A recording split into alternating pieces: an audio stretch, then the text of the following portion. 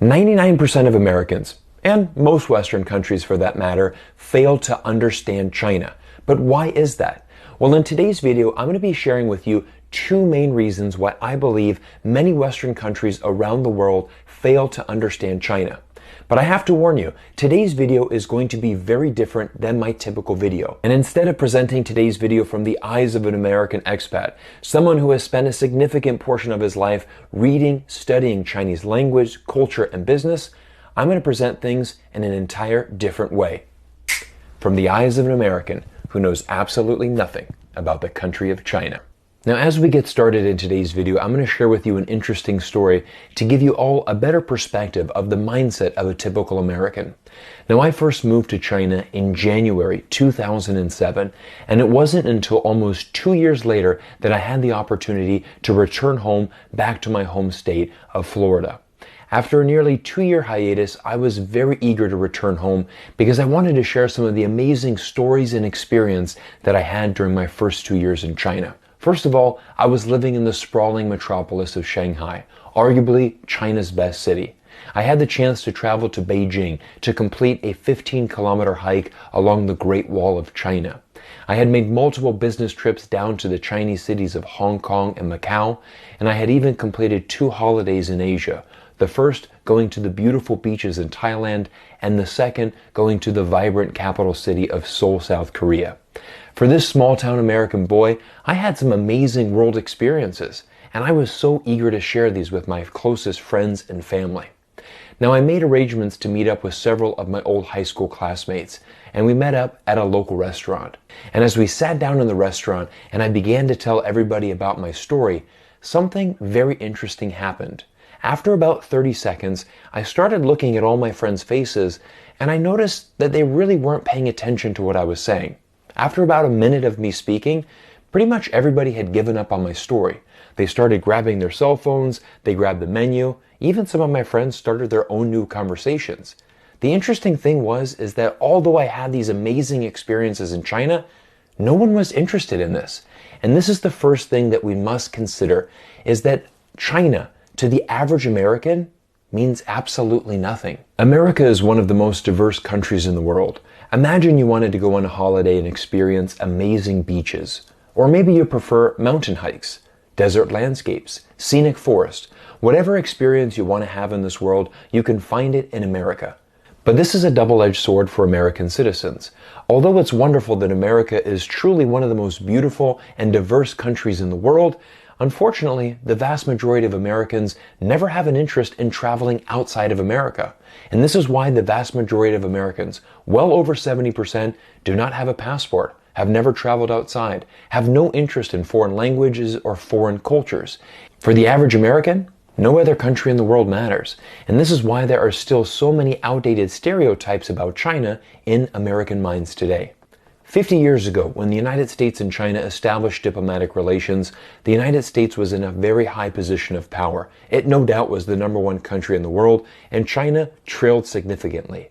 Now, the Chinese were acutely aware of their disadvantage, and they went out of their way to educate themselves about America, trying to close this gap. And this is exactly what we've seen happen over the last 50 years. Now, there's a theory in the West that exists that the Chinese government wants to restrict its citizens from learning about the outside world.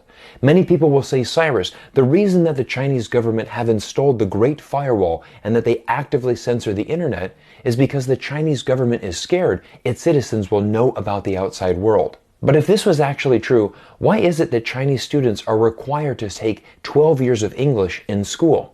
Why is it possible for Chinese nationals to get 10-year, multiple entry visas to countries like the United States? Why is a Chinese national allowed to purchase foreign real estate, send their children abroad, immigrate to other countries? Why have the Chinese become the #1 source of tourism in the world, accounting for over 150 million trips abroad in the year 2019 alone?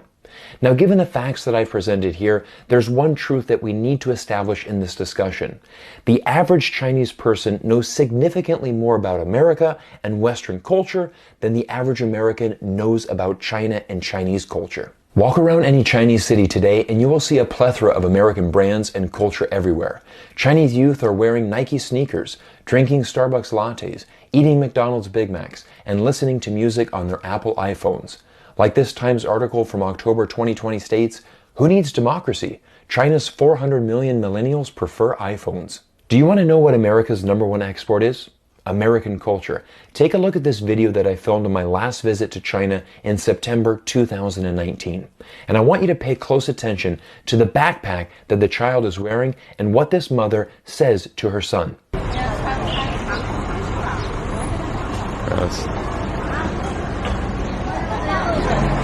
Hello. Hi. Hello. How are you? How are you?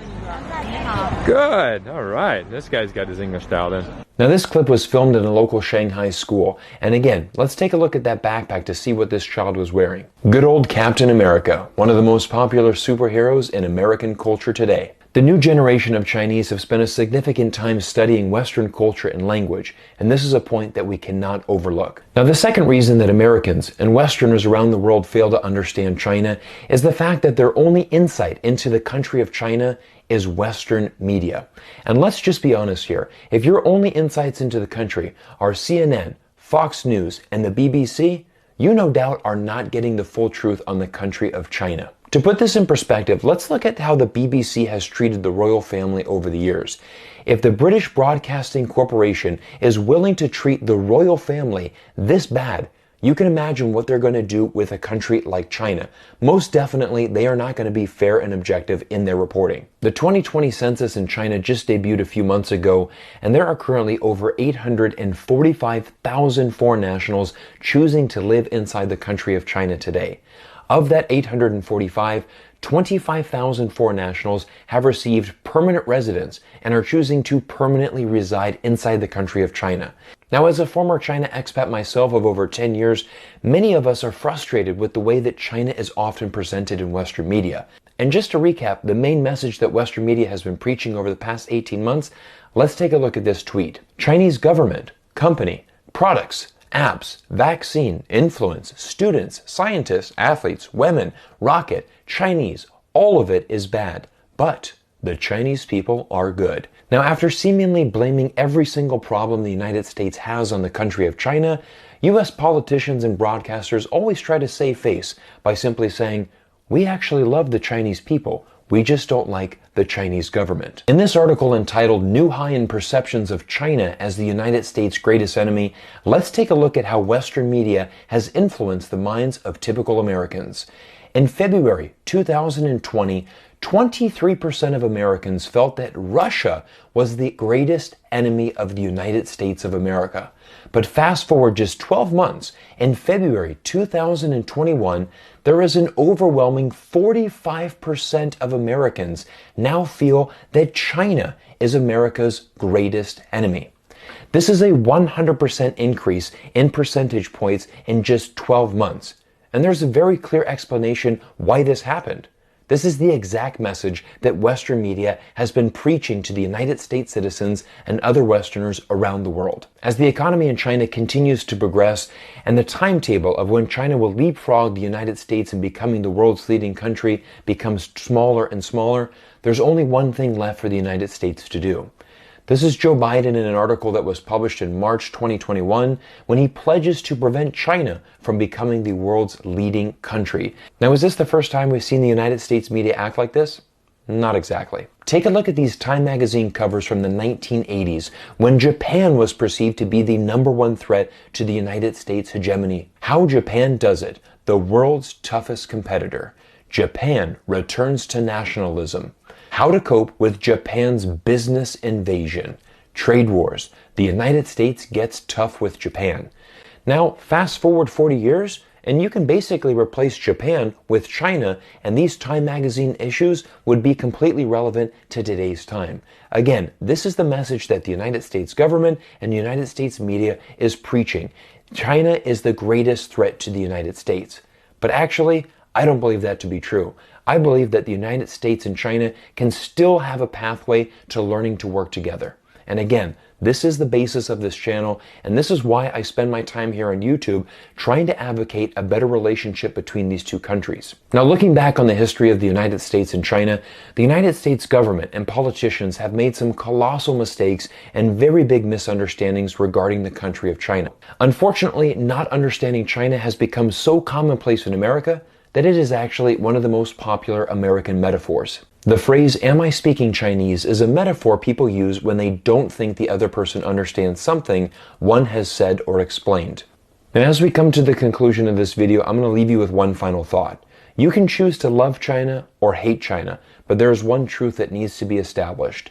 The future of our world and the future of our global economy will heavily rely on the country of China. And I truly believe that it is in everybody's best interest, regardless of your nationality, to take time and learn more about the country of China. And again, it's really important that the United States, as one of the leading superpowers in the world, learns to deal with China objectively and learns to foster a better relationship.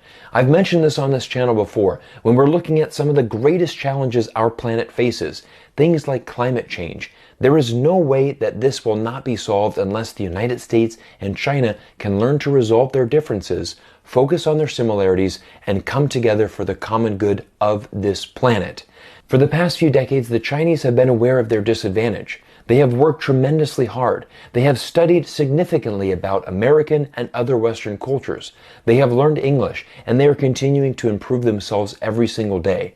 And this is something that Western countries and Westerners can learn from the Chinese. Let's take some time and try to understand things from the Chinese perspective and try to be better global citizens. And again, thank you for watching this video, and I look forward to seeing you in the next one. 你好，如果你喜欢我西瓜视频，你可以给我评论，关注我。感谢你们的兴趣，感谢你们的支持，感谢你们的观看，我们下次再见。